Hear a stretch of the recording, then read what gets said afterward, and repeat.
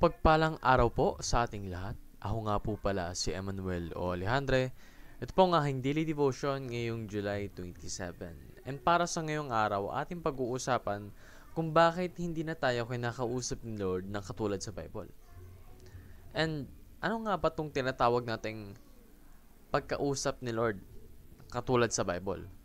Ito po yung ating tinatawag na personal address na kung saan God directly talks to someone. Just like what God did to Abraham. Nakalagay nga po sa Genesis chapter 12 verse 1, titled The Call of Abraham. The Lord has said to Abraham, "Go from your country, your people, and your father's household to the land I will show you." Now this is a direct confrontation from God. Si God po ang kumausap kay Abraham mismo. Ano ibig sabihin nito? Ibig sabihin po kasi nito, dati, there was no Bible to communicate to other people.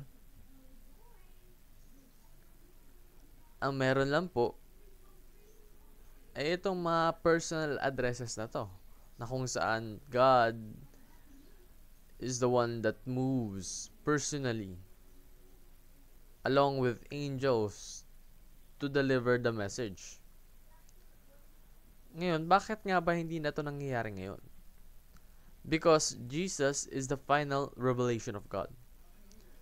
Sa pagbaba ni Jesus, sa sakripisyong kanyang ginawa, na pamalas na sa atin yung final na message.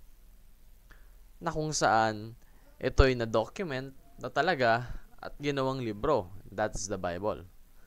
Because of that, we already have the Word of God. The Bible is the Word of God.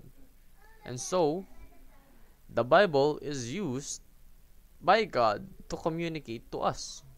Kaya nga po, kapag ikaw ay pupunta sa isang church, yung kanilang madalas na advice sa iyo is to read and obey the Bible. Dahil unang-una, ito yung pamamaraan ng Panginoon para kausapin ka.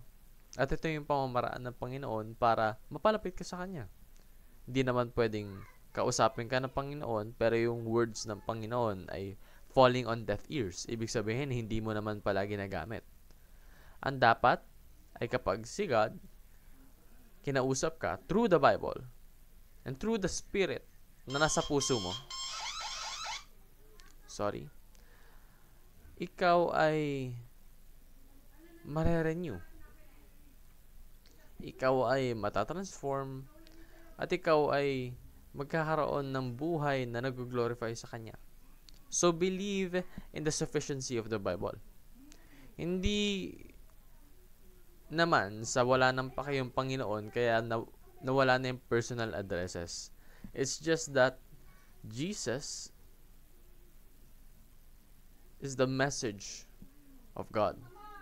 And yung message na to ay nagtatranscend ng time.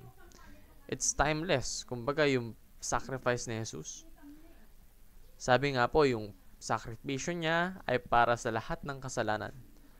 Even far, far, far, far, far into the future. So, do believe that the Bible is sufficient. And test all preachings in light of the Bible.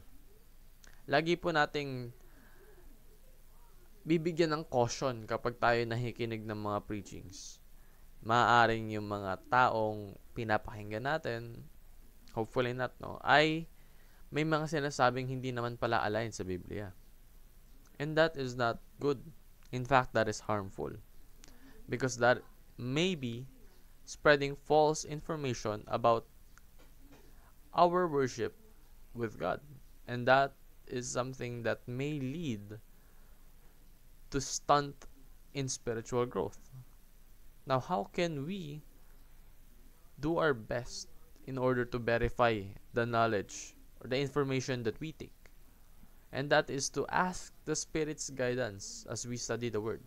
May mga pagkakataon kasing pag nakikinig tayo ng preachings, nagbabasa tayo ng Bible, hindi natin nakukuha yung message na kadagaran.